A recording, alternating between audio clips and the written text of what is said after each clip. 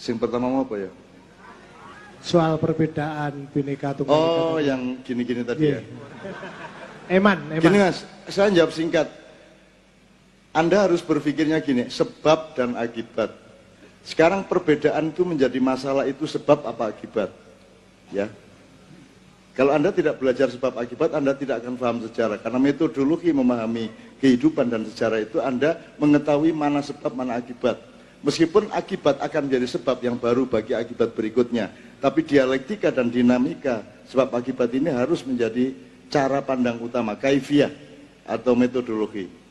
Jadi Indonesia itu tidak pernah ada masalah dengan pluralisme, tidak pernah ada masalah dengan keragaman. Sejak dulu kala tidak ada masalah. Mojopahit itu Hindu, Buddha, Islam tidak ada masalah. Itu masalah 20 tahun belakangan aja. Dan itu dibikin oleh orang lain yang ingin membuat kita bertengkar sehingga mereka gampang mencuri dan merampok kita. Gitu. Jadi menurut saya Anda tidak usah pusing soal itu. Itu hanya akibat saja dari banyak hal. Ada yang dari atas, dari tengah, ada yang dari bawah. Nah Anda sendiri kurang punya resistensi untuk mempertahankan apa namanya. Lu gak ada masalah, di Jombang itu Mojowarno itu gereja tertua di Pulau Jawa. Ya, sampai hari ini dengan orang Islam di sekitarnya tidak pernah ada konflik apapun sama sekali. Tidak ada masalah, apalagi kalau mayoritasnya Islam, yang lain pasti akan selamat. Meskipun saya tidak akan melanjutkan kalimat itu. Kalau yang mayoritas bukan Islam, baru orang Islam punya masalah kan begitu. Menurut saya Mas, berangkatnya gini, itu semua akibat dari ketidakadilan. Kamu jangan ngomong gotong royong, jangan ngomong kerukunan. Itu cuman akibat. Kalau adil satu sama lain, kita pasti rukun, pasti gotong royong. Nggak bisa kamu bangun gotong royong sementara ada yang curang, ada yang tidak adil. Betul enggak? Nah, tidak adil itu bisa polisi pemerintah, bisa aplikasi pembangunan, bisa sikap sosial, bisa perilaku budaya dan seterusnya. Selama keadilan itu tidak berlangsung, maka problem akan banyak sekali. Dan jangan dipikir borok itu masalahnya, borok itu akibat dari data yang tidak benar, gitu loh Mas. Ya Mas ya. Jadi menurut saya nomor satu, memperjuangkan keadilan aja. Yang lain-lain itu akibat kok, gitu loh Mas. Saya tidak pernah ada masalah kok, maknya tidak pernah ada masalah kok. Anda di Bang Wetan sampai pagi, apa pernah tahu di samping Anda agamanya apa? Karena masalah. Dan sejak dahulu kala tidak ada masalah di Indonesia. Itu bikinan mereka. Kita ini bangsa, jadi di dunia ini Indonesia utamanya Jawa dan Islam yang harus dihancurkan oleh sekutu-sekutu dunia yang dipimpin iblis dan dajjal, gampangan ngono lah. Jadi sejak perang salib, kemudian hancurnya dia dikepungnya dan ditawurnya Ottoman, kemudian Arab Spring sudah selesai, sekarang giliran Indonesia harus dipecah belah. Jadi Anda jangan mau terpecah belah. Dan Makyah ini kan sudah terbukti bahwa kita, Makyah itu disukai oleh orang Buddha, orang Konghucu, oleh orang Kristen, tidak ada masalah. Oleh miskin, kaya, semua tidak ada masalah. Pejabat juga nggak kita marahi. Kita tidak benci kepada pemerintah. Kita mengkritik apa adanya kalau pas harus mengkritik, kan begitu. Karena masalah Mas. Sekarang nomor siji adil, tak adil, menurut doa. Ikut doa perjuanganmu. Cara mananya itu tok. Kalau ada yang tidak adil, pasti gak gotong royong, pasti imannya yang mudun, apa aja. Jadi keadilan itu adalah titik tengah dari Asmaul Husna.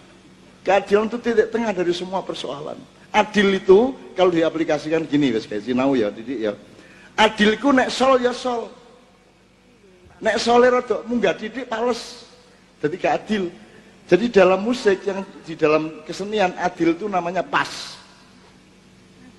Nek ono situ mblero titik wis rusak kabeh. Aransemen. Kalau dalam olahraga adil itu sportif. Gitu. Kalau dalam akhlak adil itu jujur. Kalau dalam politik adil itu gembira, rakyatnya gembira apa tidak? Kalau rakyatnya gembira berarti adil. Menurut ukuran iki ado-ado. Kan gitu. Untak adil apa tidak? Mahasiswanya sumringah apa tidak? Kan begitu. Nek sumringah arek-arek berarti lumayan adil, kan gitu.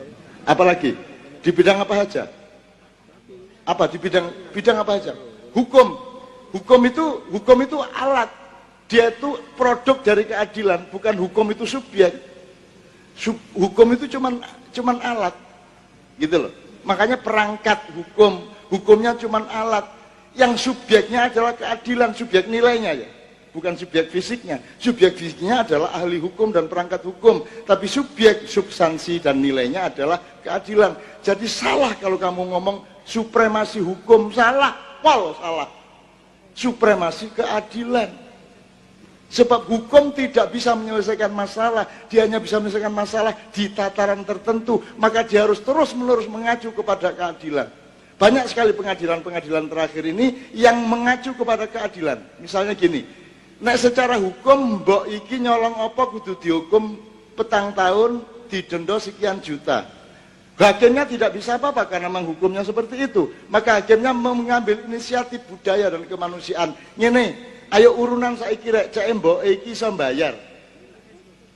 Karena kita ini harus bayar pajak kepada orang kecil. Hakimnya mengatakan begitu.